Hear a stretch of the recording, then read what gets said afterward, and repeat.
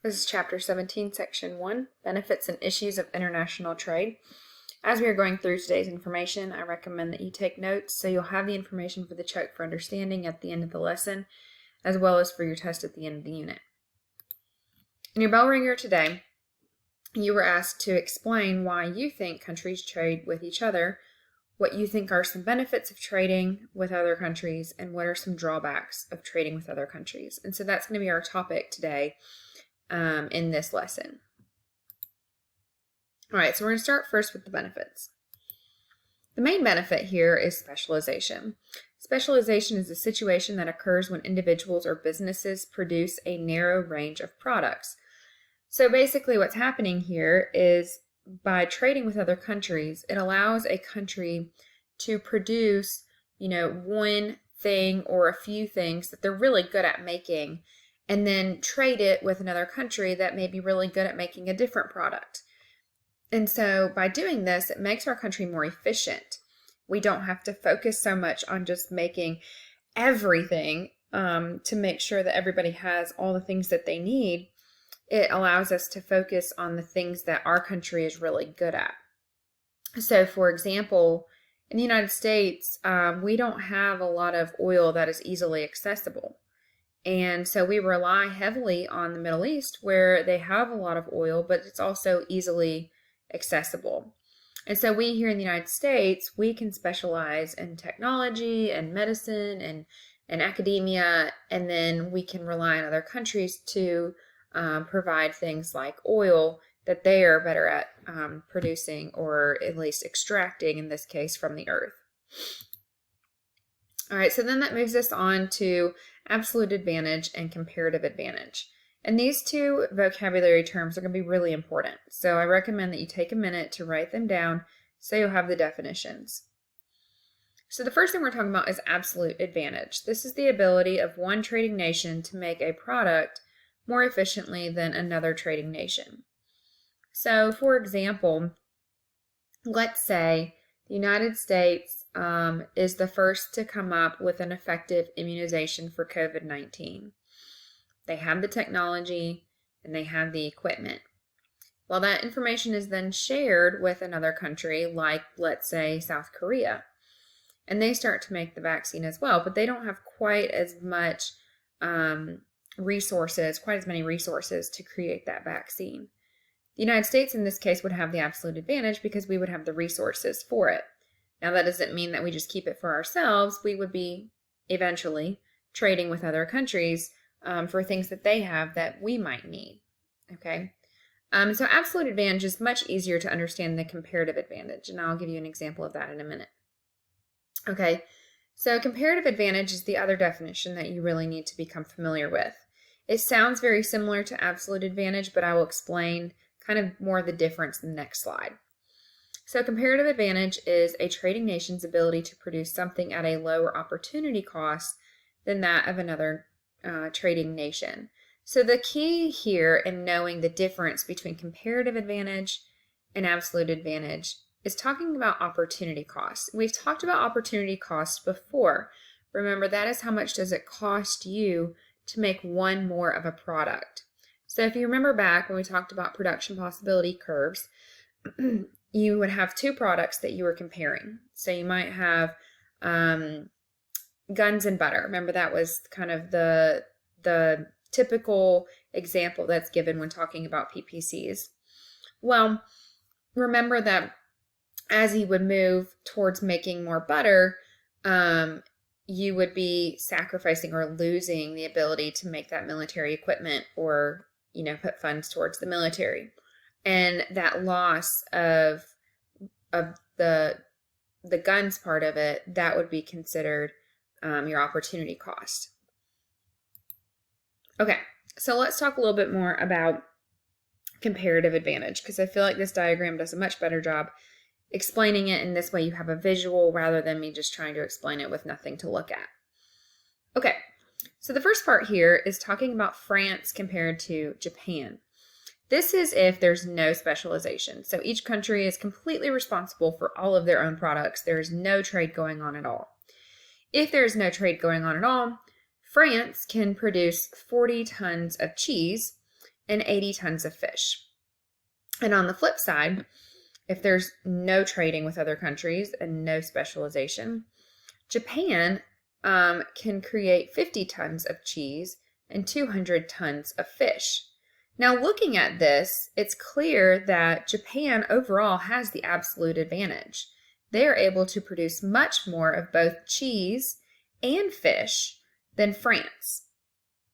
Okay, so you might be thinking, well, what's the incentive then for Japan to want to buy cheese or fish from France if they can do it better themselves? And that's where we talk about comparative advantage. Japan has the absolute advantage because they can make more by themselves than France, but they may not have the comparative advantage. So we need to talk now about opportunity cost, because remember, that's the thing that makes comparative advantage different than absolute advantage. So France's opportunity cost for making 1 ton of cheese is 2 tons of fish. Basically saying here, okay, we had 40 to 80, 40 tons of cheese, 80 tons of fish. If they are to create or make another ton of cheese, that would be at the cost or losing 2 tons of fish. Okay. Over here, Japan's opportunity cost for 1 ton of cheese, so if they were to make 1 more ton of cheese, it would cost them 4 tons of fish. Okay, so keeping that in mind, you can now see the comparative advantage. Who loses less by making more cheese? And that would be France. France only lost 2 tons of 2 tons of fish when they made a ton of cheese, whereas Japan lost 4 tons of fish when they made more cheese. So France, in this case, has the comparative advantage because they have less cost when making more cheese. So France would then need to be the country that creates more cheese, and Japan would be the one that needs to make more fish. So it would be beneficial for both countries for France to trade 1 ton of cheese for every 3 tons of fish from Japan. So it says here it used to cost France 1 ton of cheese to get 2 tons of fish. Now it trades 1 ton of cheese for 3 tons of fish. So that's helping France. But remember, that wasn't really the issue. We knew that France couldn't make as much. How does this benefit Japan? So it used to cost Japan 4 tons of fish for 1 ton of cheese. Remember, I just got that from here. Now it trades only 3 tons of fish for 1 ton of cheese. So they're actually benefiting from this as well, because they're not having to focus on making the cheese. They can put all of their focus on having fish and relying on another country to produce the cheese. Okay, and we'll look at a couple more examples, and I'll also attach a video to hopefully further explain this for anybody who may be confused about the difference. All right, so other advantages of international trade. Improved trade ratio, and that's exactly what I was talking about in the previous slide. So this is considered your improved trade ratio. All right, so they both are benefiting here. Increased world output, so we see more products on the marketplace because a country can specialize in one thing rather than having to specialize in all things. It helps to raise the standard of living. So countries, especially industrialized countries that are able to specialize in just one area, typically see an increase in standard of living because their economy and their people themselves can also specialize in that one thing or that one field. And then it also does enhance relationships with other countries. Now, it could hurt relationships with other countries as well, and we'll talk about that in a minute. But a lot of our allies are going to be people that we trade with. But we also will see in a few minutes that some countries we don't necessarily consider allies, we do rely greatly on in the way of trade. So what are the drawbacks? So the most important drawback is economic interdependence. This is a situation in which producers in one nation depend on others to provide goods and services they do not produce. And so we can really see this as the example between the United States and China. The United States is more of a service-based country, so we have growing medical field, growing universities, growing services, education, things like that.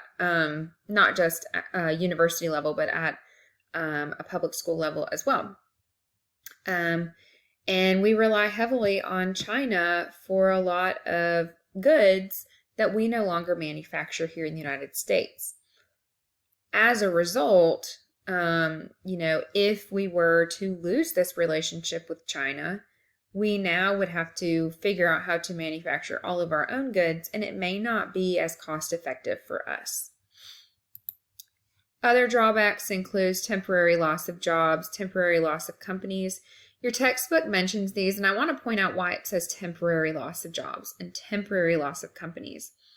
The reason it has that is because the thought here is eventually your economy is going to adjust. So while you may lose in the meantime manufacturing positions, over time people will start to join more of the market, creating new businesses that fit more into the specialization of that country. So you may have job loss at the beginning, but over time you would expect innovation and new companies and therefore more jobs. And then it also complicates relations with other nations. So the Middle East is a complicated situation. China is a complicated situation. Russia is a complicated situation. And all of these are complicated because we don't necessarily agree with their government structure or their response to human rights, but we depend on them economically. And so that's where things can get very complicated very quickly. That is the end for Chapter 17, Section 1. You now may move on to the next part.